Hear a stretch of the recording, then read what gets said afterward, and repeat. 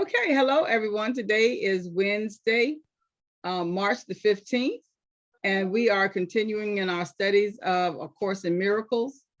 And Harriet, would you like to take it away? I will do so. How is everyone today? Wonderful. Let us first begin by taking a deep breath, inhaling pure, light, protective, cleansing breath.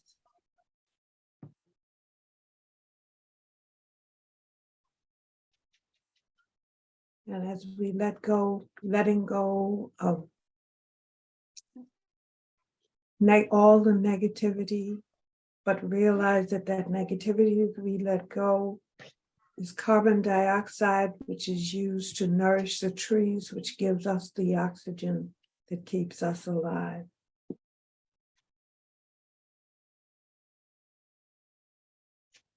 And as we inhale and exhale, taking in positivity with an inhale, releasing negativity with an exhale, inhaling health, wellness, and positivity.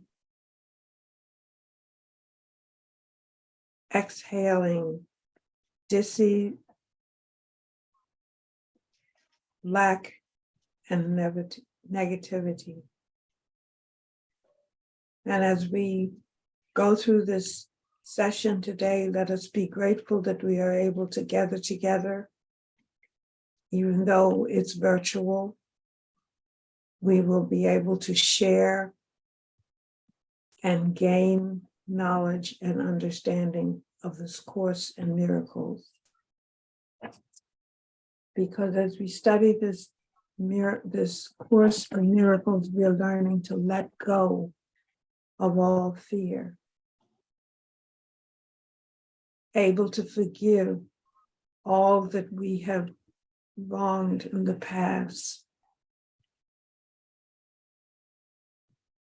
And let us take with us any knowledge and understanding that we gain to help us to be better citizens of our communities, of our nation, and of the universe.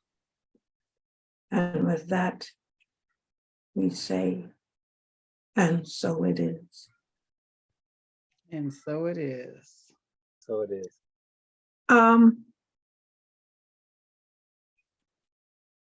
We are on chapter 2, the separation and the atonement.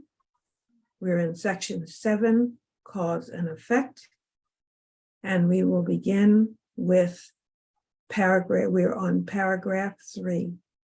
And we're going to be breaking that down today. Both miracles and fear come from thoughts.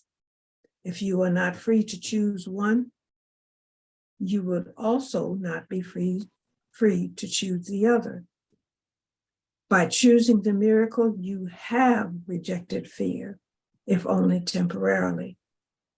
You have been fearful of everyone and everything.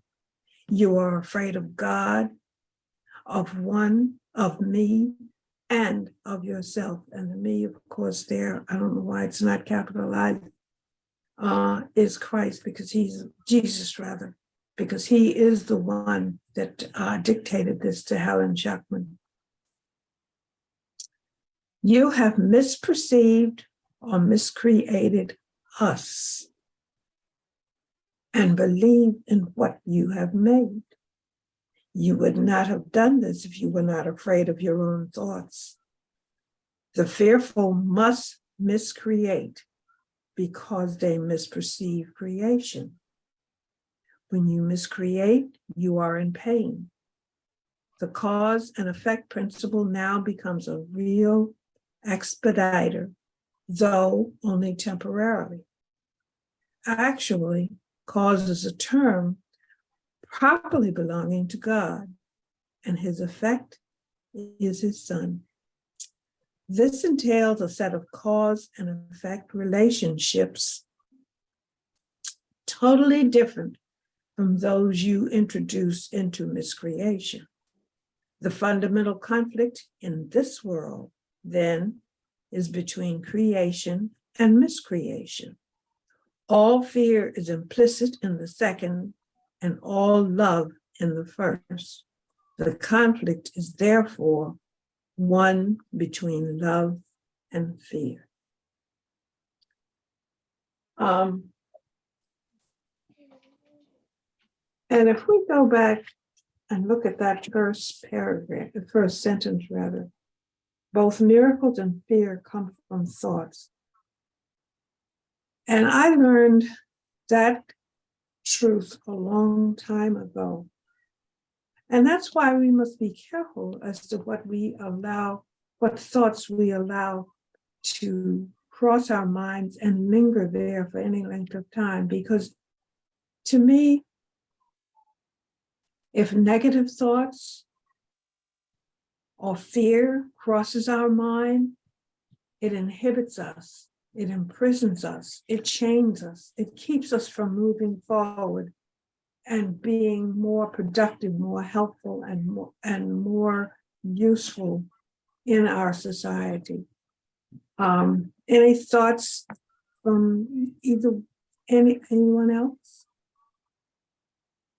Well, I can jump in because I do feel the same way. And this whole paragraph is talking about cause and effect, like this whole chapter is. But this paragraph kind of breaks it down to how we have misperceived, or and when we misperceive, we miscreate. And I think that that's where all of us are until we have that Christ consciousness. Exactly.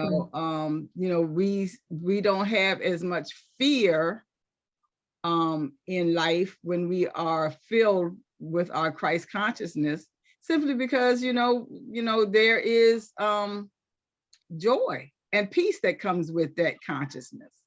Exactly. And so as long as go ahead. I was just gonna say, as long as we live in fear, we're going to create something fearful. Exactly. It might even look good for a moment, but there's still going to be like dust. If you think of fear as dust, and that dust will accumulate on that situation, object, business, relationship, whatever that thing is, if we hold it in fear. And what does dust do? It takes away the gleam, the shine. Yeah. Of whatever it is. And it brings in so much negativity. It dims the light. Yeah. It brings in so much negativity, and we have doubts in it. Or, and that's even if you have a business, or you have a relationship, or you have anything that you have, the creator has to maintain that focused choice of being miracle minded. Exactly. And we know we have seen businesses that started off and, everything is, super fine. And, the business owner is, respectable and commendable. And they work real hard within the community. And by the time the grandchild comes along, the business is, shoddy or not thought of, or, people are, running amok and, creating crime. And, if that consciousness isn't maintained. So yeah, what we think is what we create. It is. It really is. And I think sometimes, whether it's a business or whatever it might, an organization or whatever it might be, if it starts off with a positive note, with a loving goal, it will work. But when somebody comes in that with a bright new idea, but not necessarily a loving idea, Mm-hmm. if all they're concerned about is how I can make a profit or how I can get over on somebody, that's where it starts to fall apart. Yeah. And sometimes that happens when whatever it is, whether it's a business, an organization, or whatever it is, when that second party comes in, whether it's the next generation or a partner, when they come in and they don't bring loving, positive attitudes with them, it can be ruinous. Yeah. Yeah. And and sometimes it's saddened when you see the downfall of it. And one of the things that made me think of that is like the Boy Scouts. Mhm. It was such a positive organization, and it still is, because they really do they really have made different things to help offset all of the negativity that started to show up within 100 years later. Right. But so they made more things more transparent. They got rid of leaders that were abusive or Mhm. or something of that manner.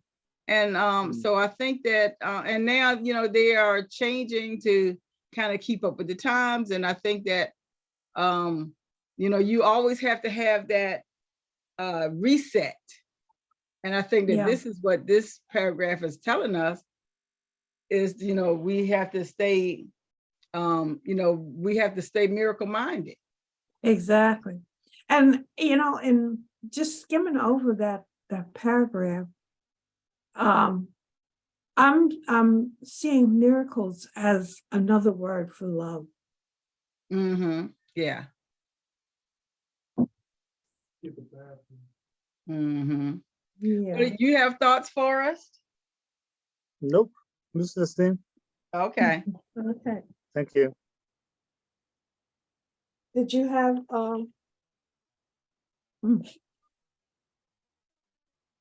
did you want to read the next I sentence? can. Did you ready to Yes, move I on? can. Yeah, okay. If you are not free to choose one, you would also not be free to choose the other. And I kind of guess that's right. But it's something in, I guess maybe it might be an old mindset that if you don't choose one, the other one is chosen already for you. Mm-hmm. I never heard that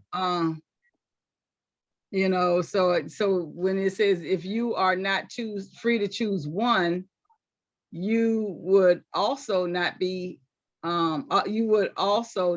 free to choose the other.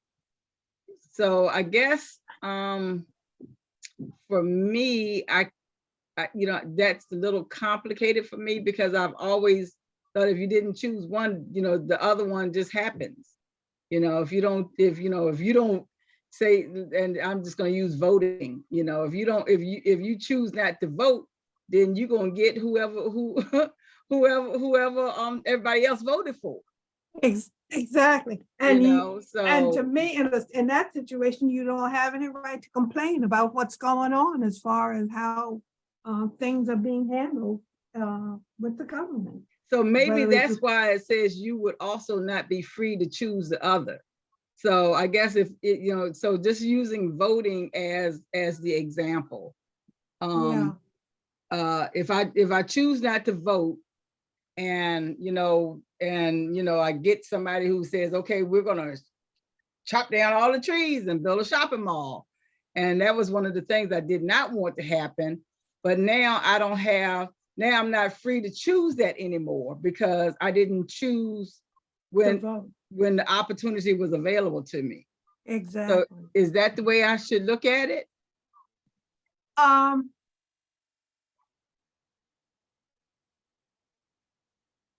I I think we're both thinking along the same lines, but and I shouldn't have used but how I see it is if you're not free to choose one, like you said, the other is going to be automatically chosen for you.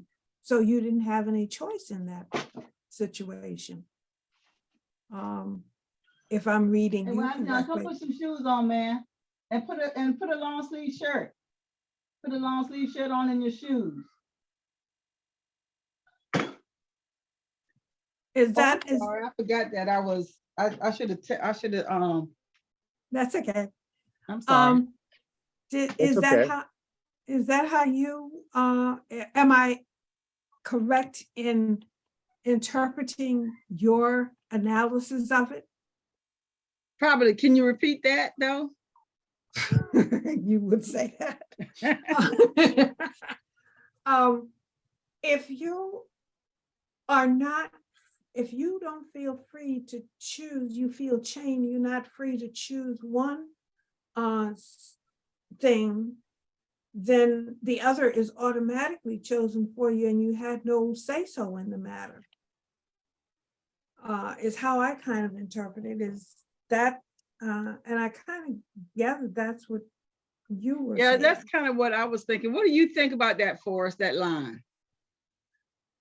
I think sometimes when I choose fear, I go back to the other. So I like to not stay in fear, but sometimes I think it's inevitable that both will come. I think sometimes when I have a fear, I don't hold on to it very long, but sometimes I do have fear, and sometimes I try to immediately go to the positiveness of everything in my life, and that can be a downfall also. Mm-hmm. Yeah. So let's read 3 and see if that kind of helps us out with 2. Okay.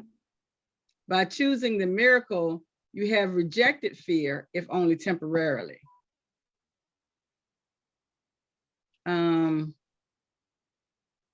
Yeah, and well, because 2 says if you are not free to choose, you would also not be free to choose the other. By choosing the miracle, you have rejected fear, if only temporarily. So yes, I mean, I understand that if I choose the miracle, I have rejected fear. Oh, okay. And Yeah, I go think ahead. I gotta get this phone okay. call. I think the important thing as far as that whole idea is concerned is that we have to consciously and on a regular basis remind ourselves that we should choose the miracle or love, so that fear hold us back or chain us, or enslave us, or whatever term you want to use as far as that fear is concerned. What do you say, Farah? How do you see it?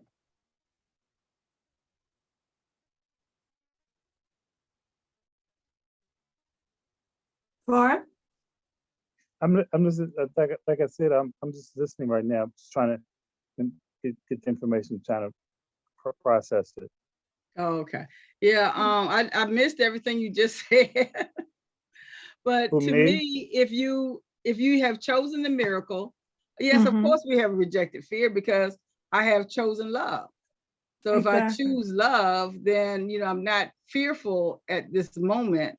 And like it says, it's only if only temporarily. So And I even think, that's the baby step.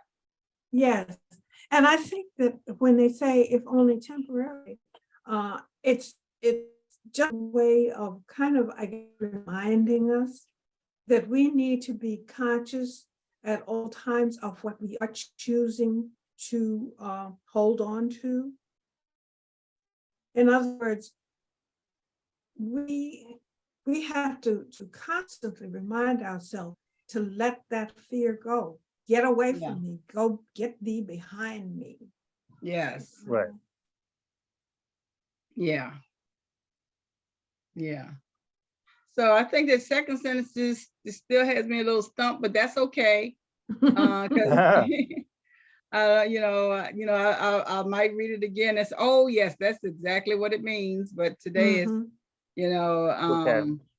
not really. I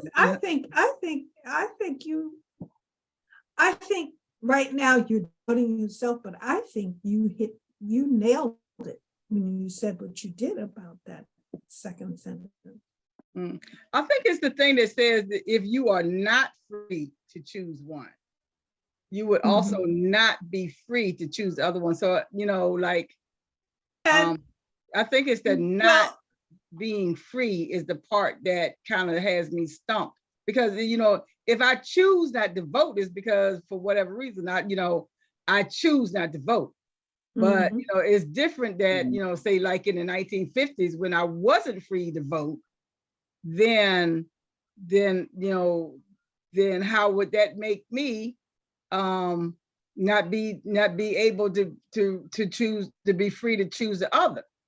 So Right. that's why I'm saying, I'm not really sure on the workings of that, simply because it says not free.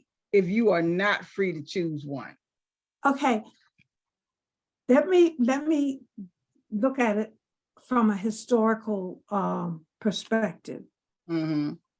Our ancestors who were brought here against our will from the continent of Africa and forced into enslavement. We had no choice in the matter. Mm-hmm. And did we have any choice in anything else that happened with us? No. Okay. So that's how I'm looking at that. Mm-hmm. Mm-hmm. I mean, to me, that Right. is the best example of what that sentence is trying to say. Right. Mm-hmm. Right. Mm-hmm. So if you are not free to choose one, you also would not be free to choose the other. Okay, yeah. Right. So that makes better sense. Okay. Yeah. Okay. Where are we on number 4? Yes. If you have been fearful of if you have been fearful of everyone and everything, oh, wait a minute. Oh, you have been fearful of everyone and everything. You are afraid of God, of me, and of yourself. Well, that part's true because, God used to be scary to me. But as a child, we're supposed to love this guy, who he loves But us, but, he was always ready to, send us to hell or zap us with a lightning bolt, or couldn't say this and you couldn't wear that, or you couldn't think this and, you couldn't do that. With so many thou shalt nots. I know That, and you couldn't help but be fearful of everyone and everything. exactly. Because everybody was around watching. Everything, Mhm. everything was, a situational testament that will send you to hell. you know. So when I was younger and and I believed in that dichotomy of, heaven and hell and good and bad, and didn't understand, Christ consciousness. Yes, I was afraid of everything and everyone, including myself, including God, who I prayed to, and, but I was always, trying to appease Jesus. You can't, how do you be like Jesus? What we're supposed to be like Jesus, you're supposed to be like him, but how do you be like him? Because we were never taught how to be like him. And so it was always very confusing for me. Yes. And because there were times when I was young, when I was very young, that you know how kids can be. They see something that doesn't fit into a mold of some sort or another, and they will make fun of the person or the situation. And I remember, older people, adults, saying, like if somebody had a certain habit or a certain way of doing or saying things, and we tended to, as children, very often we would tend to mock them and then laugh about it. And adults will say to you, well, if you do that, you're going to get your face fixed in that position one day and it's not going to come back. Right. You Mhm. know? And I mean, as children, we believe what the adults said because they're older, they've been around longer, they're wiser than us, they know better. So, you know, if you don't listen to them and don't do what they say, you better be careful. You never know. But Mhm. the older you get, I sometimes wonder why adults would say things like that, you know, now that I'm older. But then again, maybe they were trying to save us from any kind of punishment or And probably it was what was said to embarrassment. them. You know, that was the thing that was said to them. And when you think about it, and now that I'm in metaphysics, I understand that, you know, everything has an interpretation. So, Right. you know, if you are mean and if you are a bully or something like that, and you know, they say your face is going to be fixed like that, that means my appearance will be cemented in this type of action. You know, I will always act like a bully because I am a bully. And you can get away with it, and it gives you Well, whether I get away with it or not, there's a lot of people in jail get a 7, 8 times that are still bullies. You know, they haven't figured out how not to stop being a bully, but yet they get caught all the time. So, you know, it's the thing is that, you know, if I am still doing the same thing, if I look the same and act the same, I will have the same consequence. And I think that that's kind of, you know, what I, now that I'm grown and I understand things in a metaphysical term, I understand what it means, what face means. Face means look. It means, you know, it means the look of the thing, the reflection of it. Exactly. So, you know, yeah, so those are the things that you know, I am able to interpret the meaning to go along with, you know, to go along with the lesson. Right. Yeah. Let's see, number 6, you have misperceived or miscreated us. And I'm assuming that is With the capital U, that means the Trinity. The Trinity. Yeah. And believe in what you have made. Yeah. And I will speak and it is easy to do, especially if you have been caught up in some type of negative lifestyle. And you do believe that this is who you are now. Exactly. You know, if you have been in a negative lifestyle for such a long time, you begin to believe that you are this type of person. You know, but the truth is that, you know, these are just your actions. That's not who you are basically as in your human component. Exactly. And then again, because I was just thinking about a friend of mine, her daughter. She was the oldest of 4, this daughter. And I don't know what started her on the path that she followed when she was younger, but it was not a good path. She got involved in drugs. She had 3, I think. She had at least 3 children. The first one was her daughter. It was her daughter, my girlfriend's granddaughter. And then she had 2 boys. Well, the boys were, she married the boy's father. But what happened was she got involved with drugs. She got involved with things that were not good for her. And her grandmother was an enabler, whereas her mother was a realist. And she saw things for what they were. And what happened was, over time, this young woman straightened herself out. And now she is working on her doctorate. She got her bachelor's degree, she's completed her master's, and now she's working on her doctorate. And from what her mom told me, I think she's working with Youth Challenge.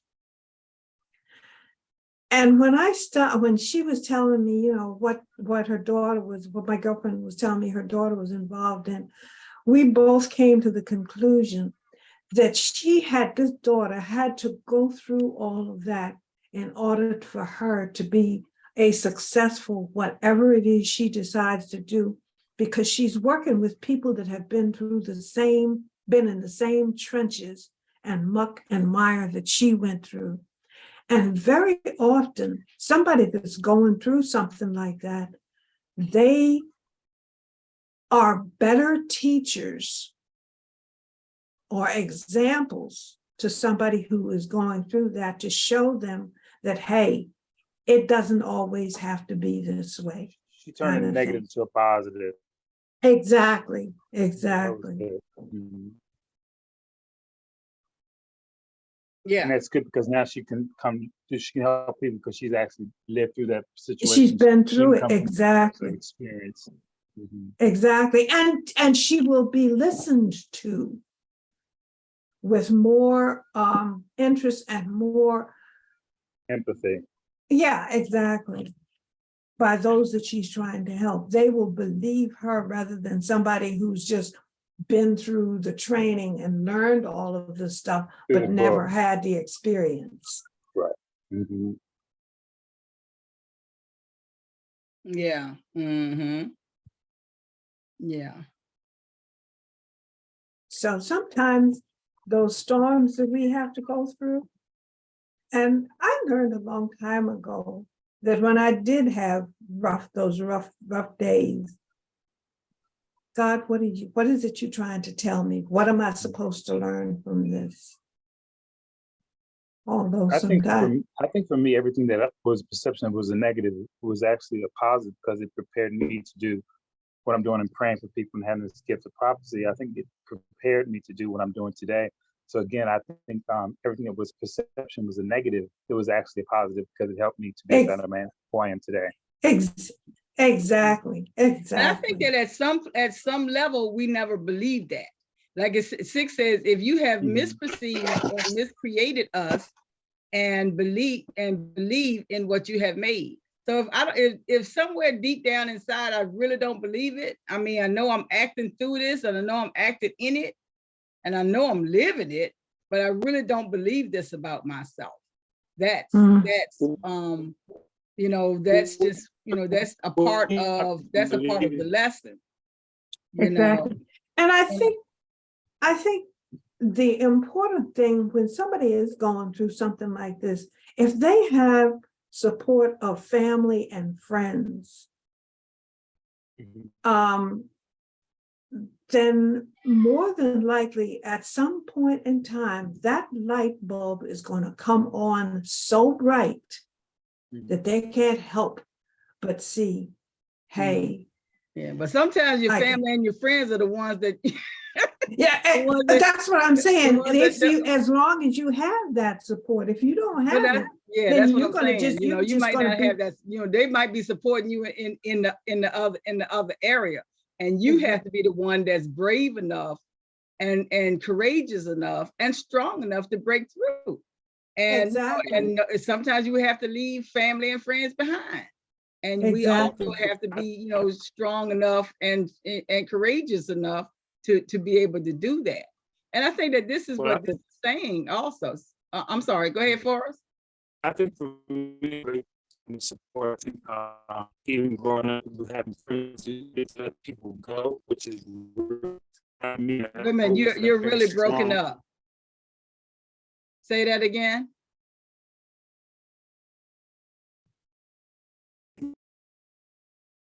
Can you say that again for us? Can you hear me? Yeah, but you're broken up.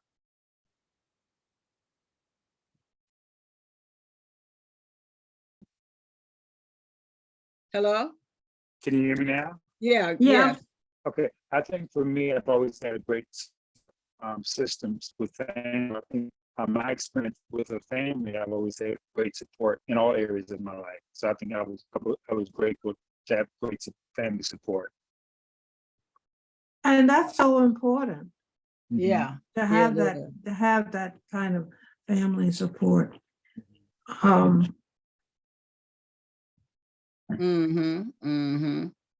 Yeah. But I think that, that goes like right back to, sentence number one, both miracles and fear comes from thoughts. So if your Mhm. thoughts are constantly, following your fear, then, fear is going to, fearful things will come from it. But even if your thoughts are deep down are miracle minded, then you are going to eventually rise above. Right. Exactly. Now, I'll share experience with me. So, as a singer, and that's my God gets a talent and gift, I could go and sing to thousands, hundreds of people basketball game, but sometimes I would be having fear as a gay man walking into the place because I thought people were looking at me down, but I could go in front and sing for hundreds of people and with no fear. But sometimes I had the fear coming in because I thought people were always looking at me as a gay man. So I was always, I had that fear. But again, I turned that fear into a positive because I could come at that same place, that same day, and sing the national anthem to hundreds of people with no fear, but walking into the place I had the fear coming in. So that's part of a fear that I used to have. Yeah. And now you've overcome it. Yeah. Because I think it's people with homosexuality is more accepted with, high school people and, everything that's happening to the world. I think the world is Well, for as becoming more tolerant. Yeah, the world is more Yeah. tolerant now. And it Right. comes from, being free to choose. Exactly. When you are free to choose who you are, you get to be who you are. And when you are not free to choose, then you, just like Harriet was saying earlier, you have to stay somewhere in darkness, somewhere in negativity, somewhere in shame and in guilt. And I think that those are the things that that bring us to this point where if we are miracle minded, we have to allow ourselves to break free. If this is going to kill me, I got to make sure that somebody else gets to survive. And I think that that's really what happens when we aren't allowed freedom. We are willing to die ourselves physically, mentally, emotionally, so that somebody else can live. And that somebody else can be somebody we don't even know. We might not even know this individual. We might not even know this person. But if I know that, that it's, I'm with, oh, okay, this is probably my daughter. Hold on a second. Oh, I don't know who this is. Oh no, this is somebody from Appalachia, Virginia. That's a sales call. Yeah, they can leave a message. That was, I know my daughter's coming. If it's important. Well, yeah. And even if it's not. but either which way, yeah, I think that that's something that we can trust is, trust when we trust that Christ consciousness, when we trust that love that comes from us, from that inner man, then we're our inner being. So just somebody won't get freaked out. From our inner being, our inner self. Now we have that truth. We can live our truth, whatever it is. let's see,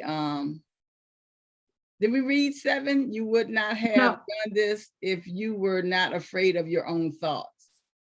Yeah. I think that being afraid of your own,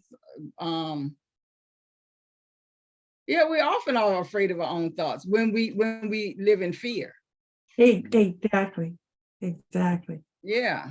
And even because even when we have quote unquote fearful thoughts, if we how do I want to put this? If we see them as fearful thoughts, what can I do to correct this? What can I do to make this better?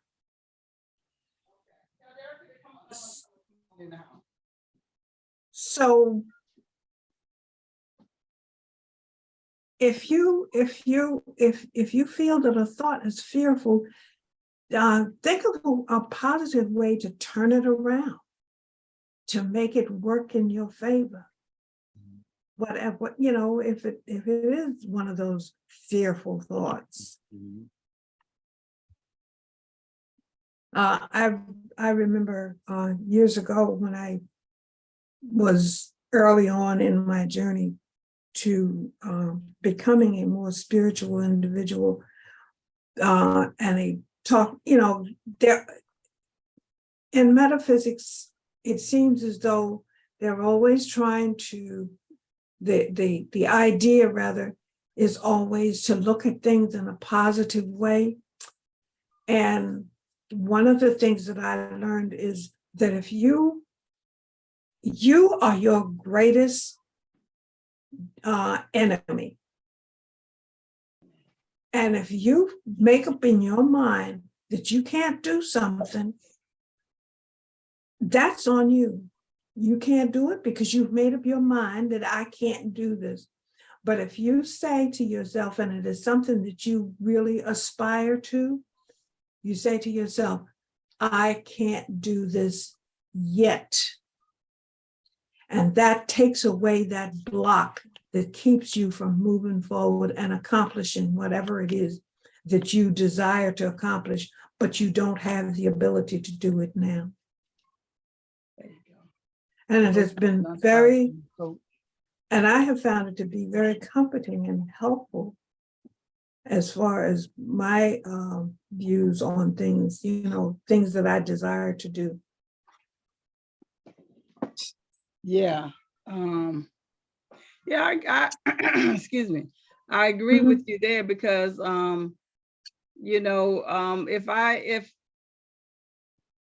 if all of my thoughts are fearful, and we know, I have lived a life where I have, and I still do, I have to really be cautious of what my thoughts are. Is this a negative thought? Am I thinking negatively like right now? Especially if I have some anxiety or I have some kind of doubt, I have to, I have to sit back. I have to really, and sometimes I have, chosen to stay off to the main side, on the sideline, because I'm not sure what my thoughts are. Right. Because I'd rather not act in fear or in doubt or in anxiety if, I want to know what this is, if this is a message, if this is something that I don't need to be bothered with, or is this just me, being scared? But Penny, Right. I can share this with you too, Penny. So I think what happens with you, sometimes that fear you created, but if you kind of look at your life as today, you've actually created a ministry, you're doing God's work, you're helping people. So now you're giving back to people. So I think anything that you thought you couldn't do, you're doing it now because look where you are, even with your ministry, is a celebration. Thank you. And as far as having to stop and think, you're not alone in that. We are all from time to time will slip into that fearful mode, or that mode wherein we're not sure of ourselves, or we have doubts. but we are, and I don't think there's anybody walking the face of this earth that doesn't from time to time, no matter how successful they may appear to be. We all have our demons that we have to fight from time to time. Yeah, and I think that after a while, after you have had some experience with life, Mhm. the things that used to cause you fear, it's not as fearful anymore. I know I'm gonna live through it. Exactly. I know I have been in this spot before. Oh, a bounce check. Sure, I've had one of those before, you Okay. know. Right. I know it's not going to be total devastation, Exactly. but I think that, the less experienced we are in life, it does cause you more Anxiety. anxiety. Yeah. Because you're But, not, you're not really sure, especially if it's something you've never experienced before. You don't, and none of us want to experience pain. And I think that that's something that's just getting ready to come up. Mhm. The C7 says, you would not have done this if you were not afraid of your own thoughts. Number 8 says, the fearful must miscreate. There go your mama.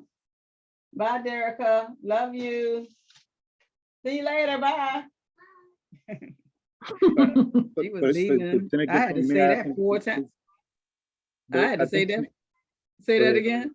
I said, like I was saying, even with my fear, so let me share this my own experience. So I could walk into a basketball game, right? To the whole gym, right?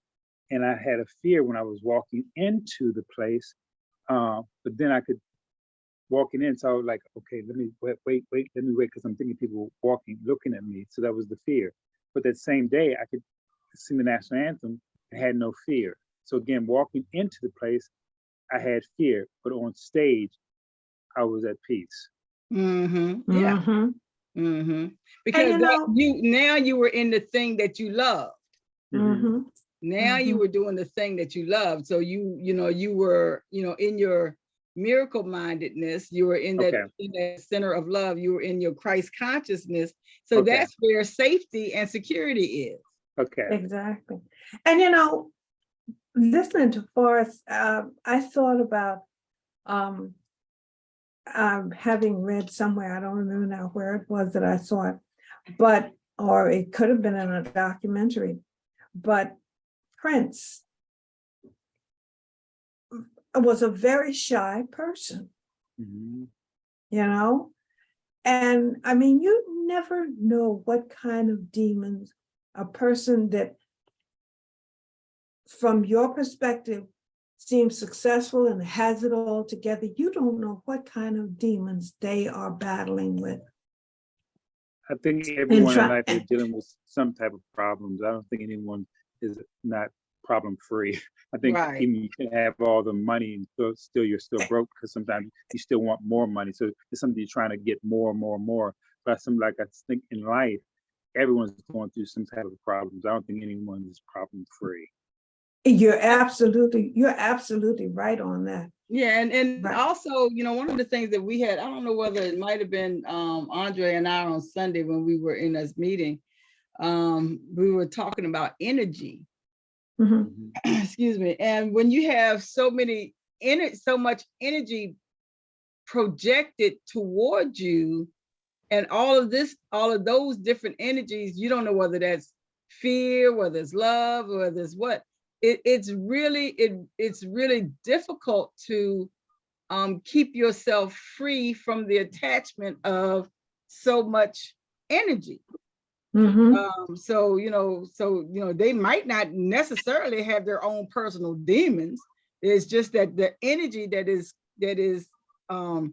being tossed and thrown and torpedoed toward them is so vast Right. that they don't have an opportunity to, actually, put on that full armor. To always have an opportunity to put on that full armor.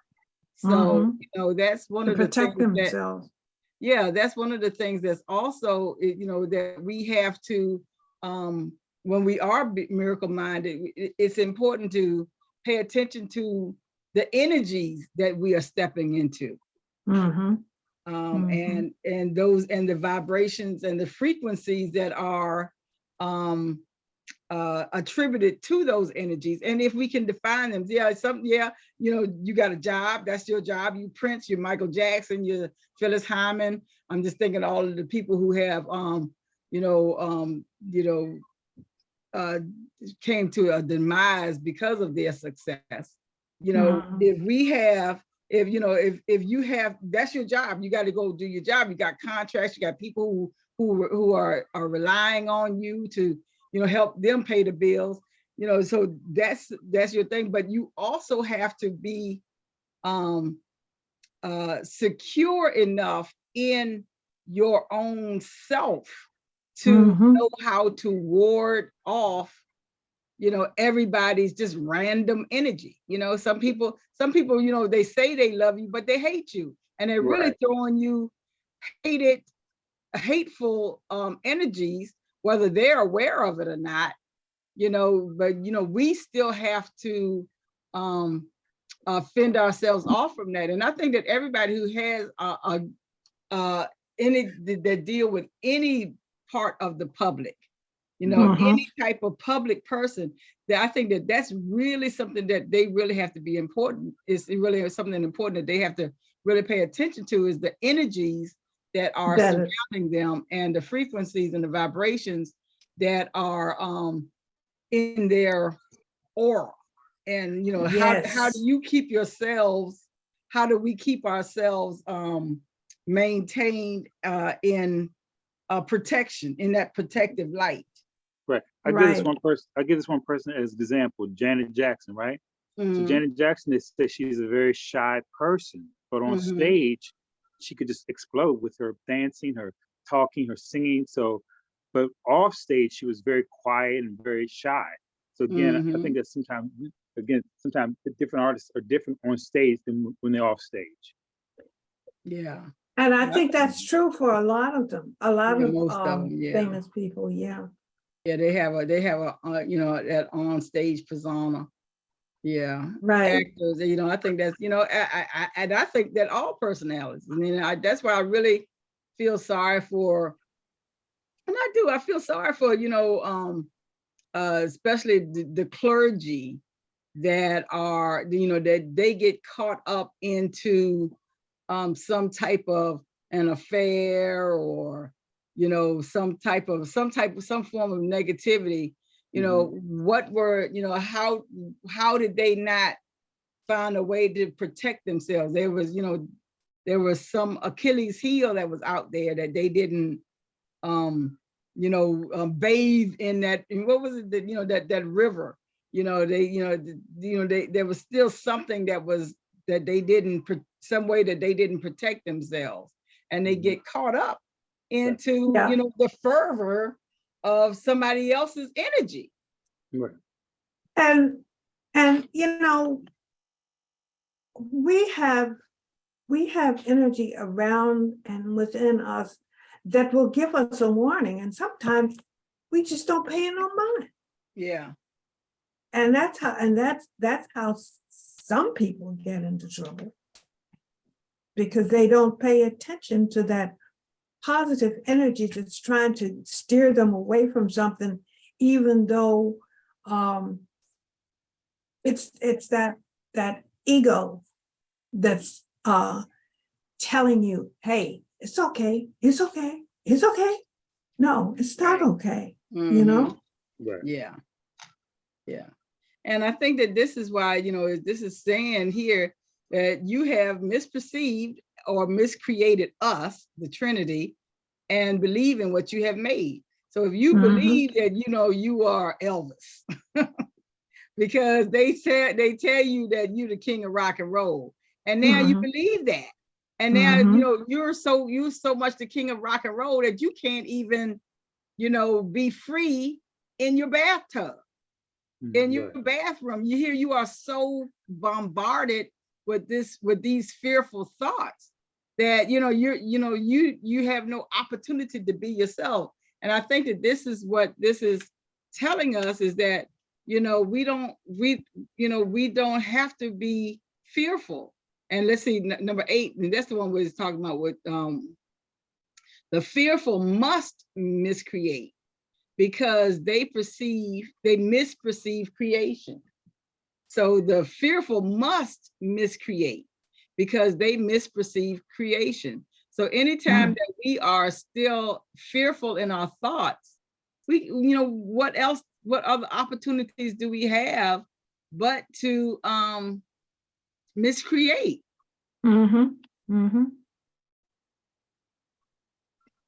And when you miscreate, you are in pain. You are in pain. And sometimes that pain, that could be a physical pain, it could be a mental pain. Right. And I think that nowadays, when we have so many other people's thoughts and words to go along with it, so if we are in pain, now we go on social media, and we share something, or somebody else knows something about us, and their energy is going to, I guess, be amplified by others who are in unison with what they're thinking. So if I'm saying, okay, look, I'm in pain, and so I'm telling you about my pain, and somebody else wants to talk about their pain, and somebody else wants to say something about my pain, well, how am I going to get out of my pain? If I have, thousands of people, keep chanting pain to me. So I think that in today's society, it is really difficult for all of us. We all have to be really pay attention to, who we are, what we say, who we listen to, all of that, so that we can. And in today's society, that is most important. Well, I think also it's very important that people have these support groups like AA or NA or CA or whatever it may be. So I think for me, even going to Cocaine Anonymous, it would allow me to share my story, to let me say I'm not alone. So I think it's important, if you're going through some type of problem, drinking or mental, whatever it may be, that you go get a support group that you can share what's going on with you, and they can help you come through it, to let you know that you're not alone. So I do think if someone has any problems, to get a support group that even with us, we're able to share what's going on in our lives, to let us know that we're not alone, that we can come through this and get the help that we need. So I think if anyone's on this group that understanding that they're having a problem, get a support group, and that is important. And it's okay that you're not alone. Even having these groups, you're not alone to understanding, hey, look, what's happening in my life? I need the help. So call up for the help. But we can't call up for the help if we don't go to the place and just stay at home and dwell into the pain. So I think it's very important to have a support group. I think all these support groups are very valuable to many people. Yes, they are. Yeah, because you got to be around like-minded people. Exactly. Yeah. And I think my understanding is that most of these support groups, people remain, they're anonymous.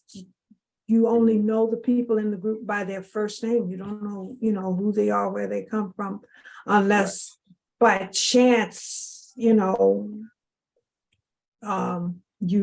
person outside of the group. Right.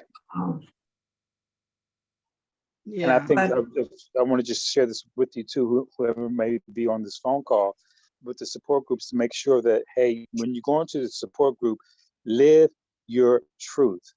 I remember from my own experience, when I was going to support group, what I was doing, but I was lying.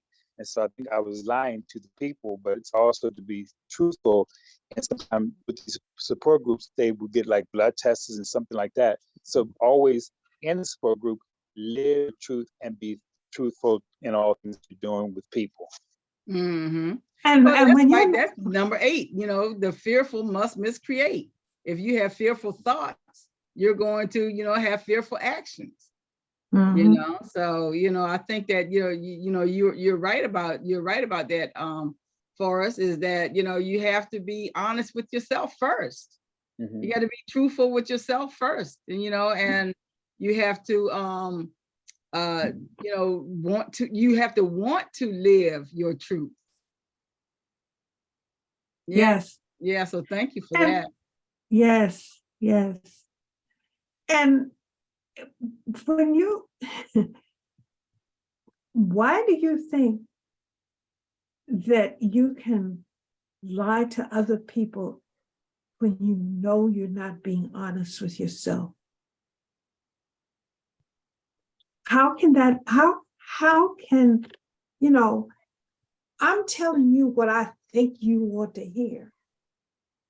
But as far as said, be honest. And the first person you have to be honest with is yourself. Yeah, but And we if you also, got- we have to be ready to do that too. Right. You know, you got to be ready. To be And- honest, to be honest with ourselves. Yeah, yeah, because we are often fearful of our own thoughts. Yes. Yes, we are. That you is know, so we're- true. Yeah, we're often fearful with our own thoughts because now we have to really admit who we truly are. And Mhm. and because if we have come from a place of miscreation, which all of us have, you Mhm. know, we have all, you know, all of us have come from a place of miscreation. You know, there's something that we haven't faced about ourselves yet. You know, so we have to be honest when we're ready to face that.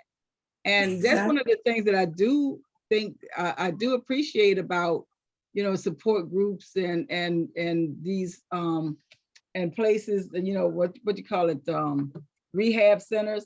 You know, Mhm. it might take you 6 times. It might take you 6 times to go there, to, you know, until you are absolutely ready to face the truth.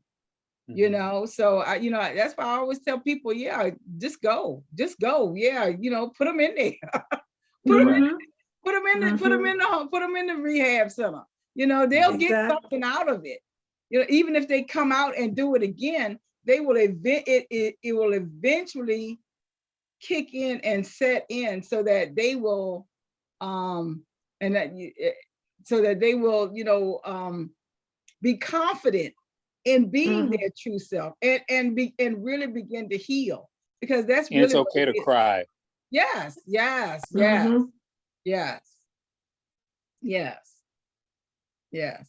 And so many things are miscreated outside of ourselves. You know, That's right. we have been told that, I mean, you know, I was a dark-skinned girl in a light-skinned family.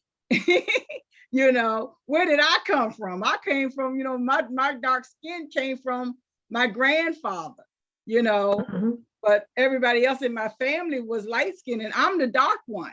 But everybody was always saying that being dark is ugly, you know, so that came from outside of me. That didn't come from anybody in my family. It didn't come from within me, but it came from outside of me. So there's a lot of things, just like Forrest says, you know, when he walked into that auditorium, that you know, that stadium, you know, he was filled with thoughts Fear. of being judged Mhm. for being gay, because, you know, we have put a judge, and, you know, society has placed a judgment on certain individuals. And the Exactly. truth is that none of us God- are ugly. That's None right. of us God don't. are bad. None of us are, you know, inherently evil just because, you know, but God- if we choose to trust and believe that in that miscreation, we can't help but be fearful. And we can't help God but don't make no jump. Yeah. But, Yeah. but I also want to share with this why I share that part of my story, because I think it's very important that people may know that there may be a woman or man that could walk into an auditorium today with fear walking in, but also letting them know that they're not alone and that everyone's perfect and everyone's special. So even if you're gay, back or have that mindful, like, oh my, who's looking at me? But I could that same day sing to hundreds of people that same day with the national anthem with no fear. So again, I also just let you're not alone in life. Everyone's special. So I think it's very important to understanding that That's you're not right. That's exactly right. Okay, let's see, where are we now? On number 10, 10? did we do 10? No, Grade 8. Well, I can read it. The cause and effect principle now becomes a real expediter, though only temporarily. Yeah, because you know, and what is that? It's one of those principles. You're better at the principles than I am. The cause and where one miracle is temporary. You know, it's something about, you know, the miracle. Miracles are healing because they supply a lack. They are Right. performed by those who temporarily have more for those who temporarily have less. Yeah. That's number 8. Number 8. And that's what it is that, you know, the cause and effect principle now becomes a real expediter, though only temporarily. Because, you know, it is cause and effect right now. You know, if I do A, then I have to expect B. So if I give and show love, I'm going to demonstrate love, you know, and love is going to be returned to me. But if I give fear, fear is going to be the thing that is going to be demonstrated, and I will continue to be a fearful person. And and so, you know, even if I do it temporarily, even if I'm just choosing to love today because I want to love today, because and that's that expediter. It's going to expedite that love. It's going to cut through. It's going to cut through the problem, and it's going to, you know, it's going to lessen that sensation of fear.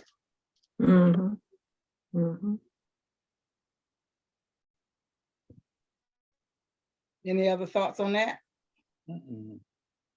Okay, well, we can move on. Actually, cause is a term properly belonging to God, and his effect is his son.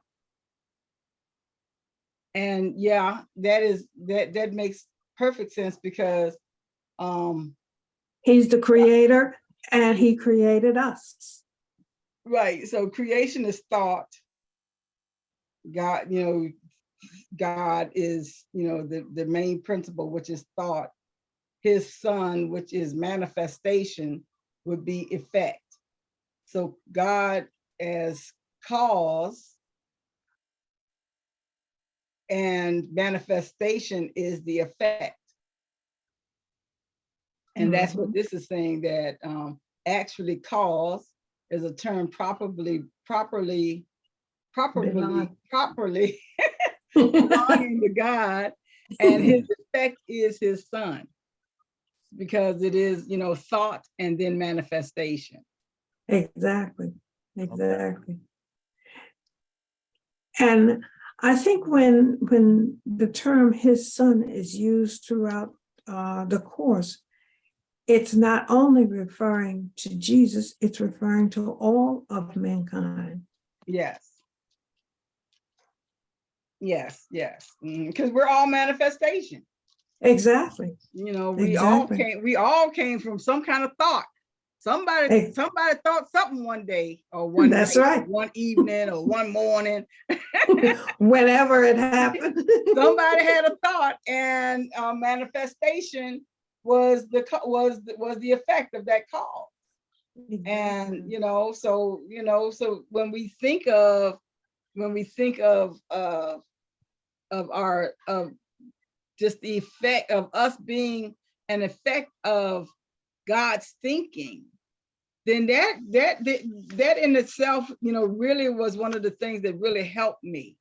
Because if I was a thought in God's mind, and now I am who I am, how can I say that I am worthless? You can't. Because I was a thought in God's mind. That's right. So I can't call myself worthless. I can't call myself unworthy. I can't call myself less than. I can only call myself what I am, a perfected thought of God. Exactly. To me this question. Why is it that some adults will tell a child that they're bad or put some kind of negative label on a child? Don't they realize that when they do that, they are pushing that child towards all kinds of negativity?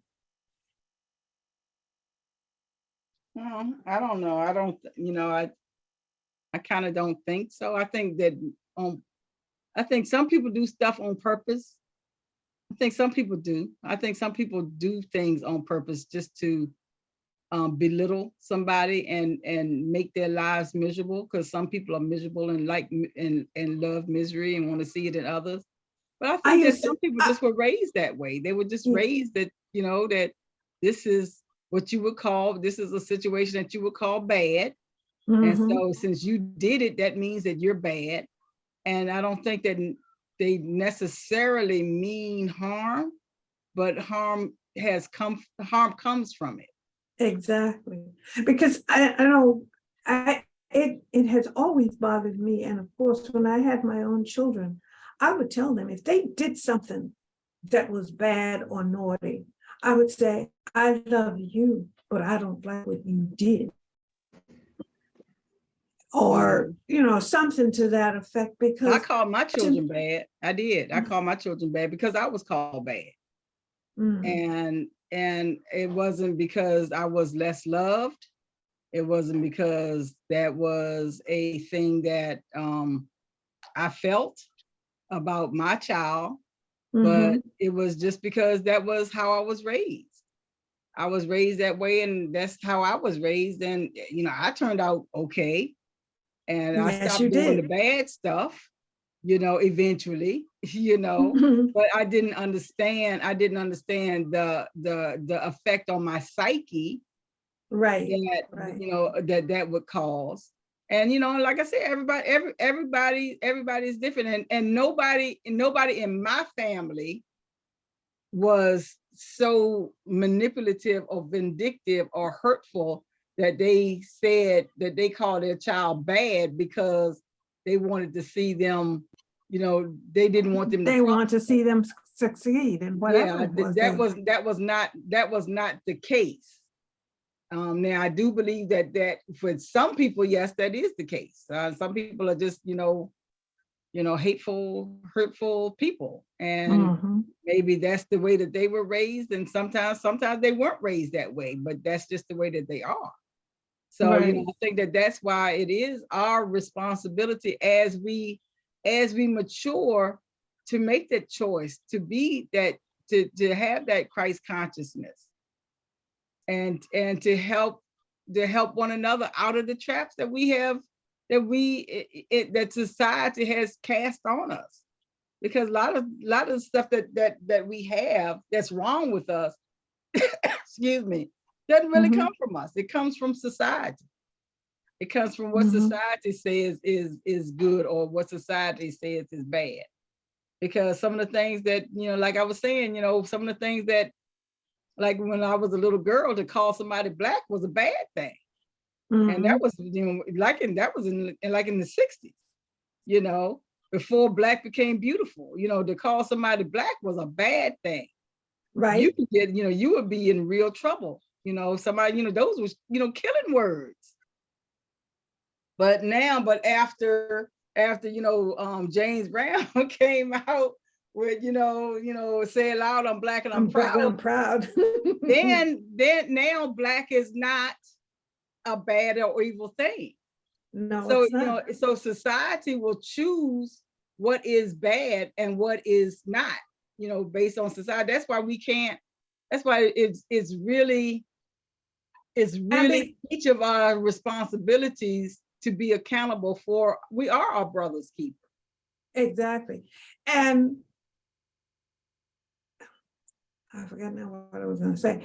But you were talking about the fact that and what society deems to be good or we don't necessarily, if Sagittarius. it's not right for us, we don't necessarily have to accept.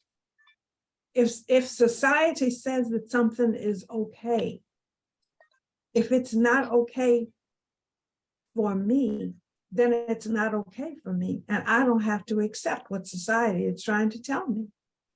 Yeah, but I think we're just kind of learning that now as a whole, as a Mhm, people, mhm, because, you know, society creates the laws, and the laws create the circumstances and solidifies a thing, you mhm, know. mhm. So I think that we as a society now are just getting to this point where we can be open-minded enough to hear someone else's self-acceptance and Exactly. to go Or against the march to the grain. beat of a different drum. Right. Right. To go against that grain. Yeah, it's Mhm. just that's really, really recent, Yeah, you know, yeah. within the last 60 years. And Really.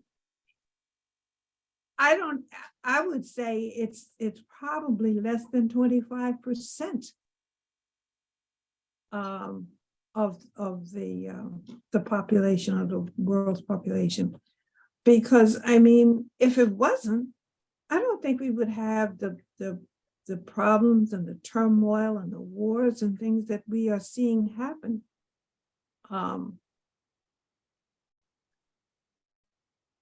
Yeah. I think, and the other thing too is I think a lot of people, and I use myself as an example, I felt like I was out there floundering around all by myself as far as my thoughts and views when it comes to spirituality and the metaphysical perspective. And until I found this group, um, I have always felt the need to be cautious in what I say and how I say it, even when trying to express my truth without being offensive or Mhm. entailing the wrath of somebody. Yeah. Yeah. And I think that well, we better hurry up. It's 6:26. Oh my goodness. Yeah, we still got three. I don't think we're gonna get a chance to get to the Teacher's the manual. the manual for teachers today. So, but let's definitely finish this up. Yeah. We were okay, so on number 12, this entails a set of cause and effect relationships totally different from those you introduce into miscreation. This entails a set of cause and effect relationships totally different from those you introduce into miscreation. I'm gonna read 13 too. The fundamental conflict in this world then is between creation and miscreation. Yeah. Okay. Mhm. So I guess, okay, this entails a set of cause and effect relationships totally different from those you introduce into miscreation. Is that having to do with 11? Actually, cause is a term It's a term properly probably belonging to God and affect his son. This entails a set of cause and effect relationships totally different from those you introduce into miscreation. I think that, yeah, I think that that's what that's saying is that, you know, when we're seeing higher consciousness as cause and physicality as effect, now that's the relationship that is totally different from from the mess I've been the mess that I've been making around here, you know. And so and having that sense of that higher consciousness, it really has helped me understand myself better, helped me accept other people better. And you know, and you know, I have to be honest, I am not always 100% or even 25% on accepting others as much as I think that I am or I want to be. I still But you're have, working on it. I am working on it. And that's the thing. And that's the important thing. That's the important thing, having that sense of that higher consciousness, you know, that my understanding that that person is filled with the same God that I'm filled with. Exactly. If I want to, if I'm looking at someone in judgment, whether it's the Republican Party, if anybody's listening, I'm saying, I'm using that as an example because I'm talking about Audience. me. I'm talking about me right now. Whether it's having to do with people who are child molesters or whatever else, I have to remember that the supreme consciousness, God consciousness, is also in those people as well. Mm-hmm. So I can't misjudge them because they said something that I didn't like, when I only heard this one section of sentence. I can't go and judge Arrhenius. their thoughts or their minds. Oh, I'm sorry, go ahead, Forrest. Never mind. No.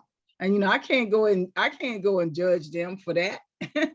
Exactly. Because And I'm around for 5 seconds, and now I'm gonna, then I'm going to put a judgment on them.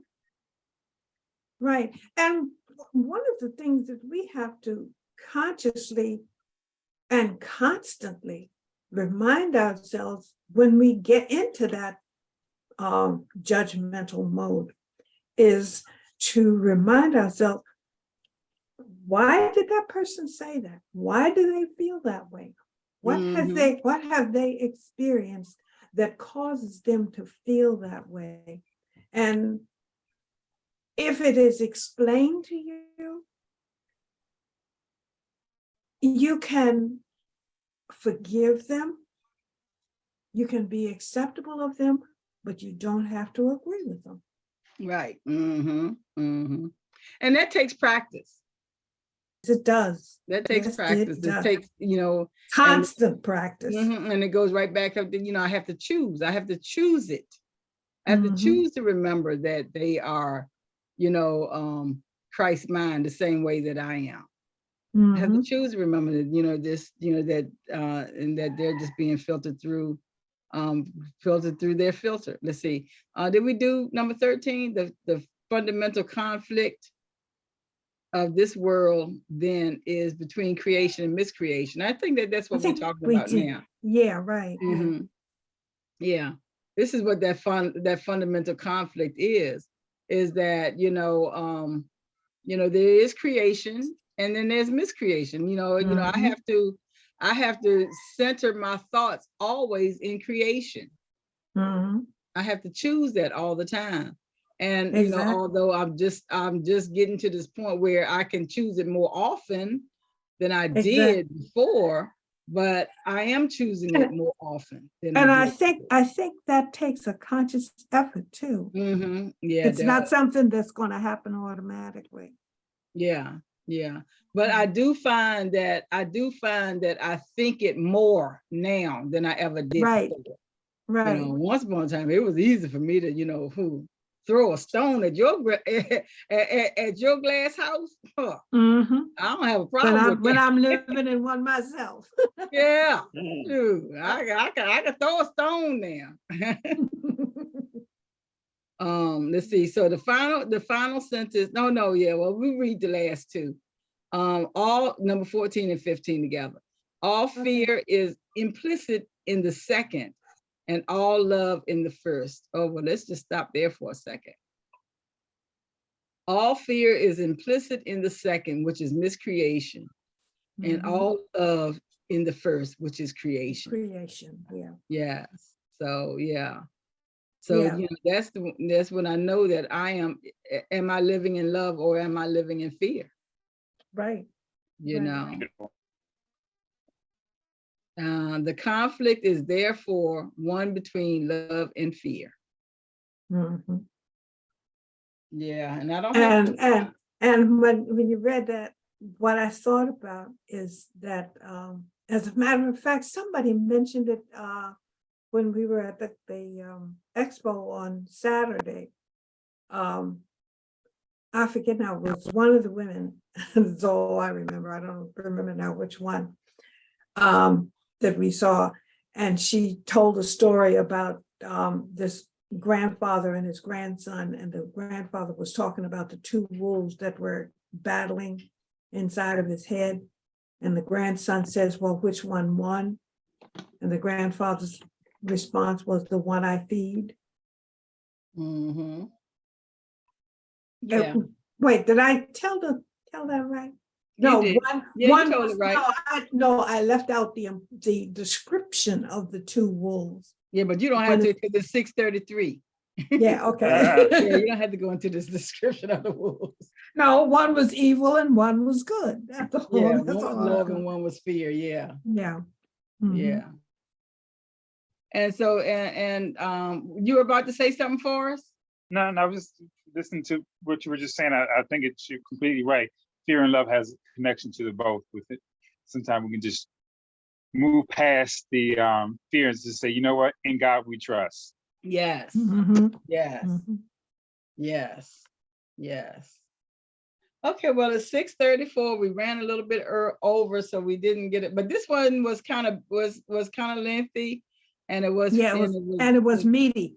it was meaty, and it needed the attention. So next week when we come back, we'll just do whichever one it was. I can't even remember. What was the one on the manual for teachers? We'll Manual just for do that teachers. one next week. It Yeah. was defenselessness. But anyway, so so that's it for the day. Let's do our roundtable real quick. What did we think? What did we get from today's session? And how can we apply it to our lives? Anybody want to go first? I can. I think the important thing is to, as long as we create love, we have nothing to fear. And moving forward, to consciously at all time try and be in a frame of love as opposed to fear, and we are free to move forward, and we can do whatever we desire. Mm-hmm.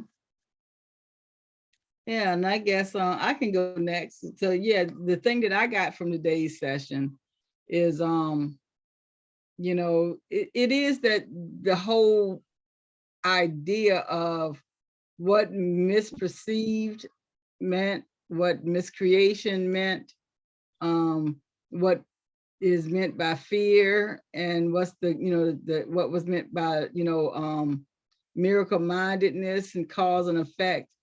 Understanding each one of those as principles. Mhm. And now I know that I can, you know, sometimes for me, it's easier if I break things down into smaller bite-sized pieces. You know, having such big Always. concepts doesn't always, you know, kind of work for me. Sometimes they do, but sometimes it doesn't. So, but right now, you know, just seeing it, you know, was compartmentalized, Mhm. and being able to understand that what miscreation is and what misperception is, and, you know, and how those things cause pain, but how love and being miracle minded causes truth, love, and trust, you know. And you know that so now I know how to feel what I'm feeling. If I'm feeling fear, then I understand, okay, if I'm feeling fearful, I'm about to miscreate something. So let me step back and take a look at this, and so that I can create something lovely, as opposed to creating something out of angst or fear. Right. So that's, you know, so that's how I can apply this to my life.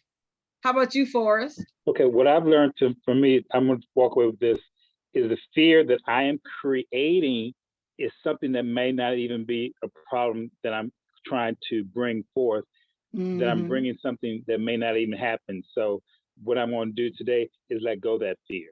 So that's what I've learned today, is not to let go anything that I'm creating that's haven't even happened. Right. And what's that acronym that you have for fear? Yeah. future events appearing real. Okay. Future events appearing real. So just like you're saying, you know, it hadn't even happened yet. What am I afraid of this for? Right. I don't want to bring this thing into existence. Right, right, really right. good. That's really good for us. Thank you. Thank you. Thank you for that. Mhm. Okay, well, tomorrow is Thursday and we have 11 a.m. for Forrest is going to be doing I am Yes. tomorrow at 11. And then at 7 p.m. we will have the session of Gnosis. introduction to gnosis. I think we're just about finished. I don't know whether we'll be finished tomorrow or not, I hope so. because we still have 2 chapters that are in our books that aren't in Sakina's. Sakina's book. So we'll see. We're still Okay. plodding along in that. Okay. Friday, we don't have anything going on. Saturday, Andre is going to be continuing in on introduction to, Book of Enoch. Enoch. And let's see, and Sunday, Reverend Sakina will be doing a science of mind. Okay. And that's it for this week. All right. And don't Um, forget, we're on YouTube. Subscribe, like, and comment. So thank you, Thank you. Harriet, for See you that. tomorrow. Forrest, would you like to close us out in prayer? Absolutely. Dear Heavenly Father, as we come together as a group, connecting to your source, which is God, we thank you for your presence. We thank you for your hope. We thank you for giving us guidance and with guiding us each and all the decisions that we make. Let us be your voice coming through for the betterment of many people, that we can give, love, and share your will to many people, happiness, love, and peace. We're healed, mind, body, soul, and spirit, and the financial flowing to us, the abundance more coming into us unexpectedly. God says, be open-minded to receive the abundance of money. That's your message. Amen. Amen. Amen. Amen. I'll receive that. Okay. Really? See you tomorrow at 11. All right, then. Love Okay. you. Love Bye. you too. Bye-bye. Mhm. Penny, Bye now. can you send something to Norman anyway? Is something to Norman? You know what? Whatever you send to me, I'll send to him. Okay, well, 11 o'clock is like 7 o'clock in the morning for him. Oh, okay. So that's kind of too early for him anyway. Yeah, uh-huh. So he can just look at it. He can go online and look at Yeah. it later. Okay. Yeah. All Thank you, right, my love. then. Have a good day. All right, then. Bye. Bye-bye. Let's see. How do I? There we go. Stop recording.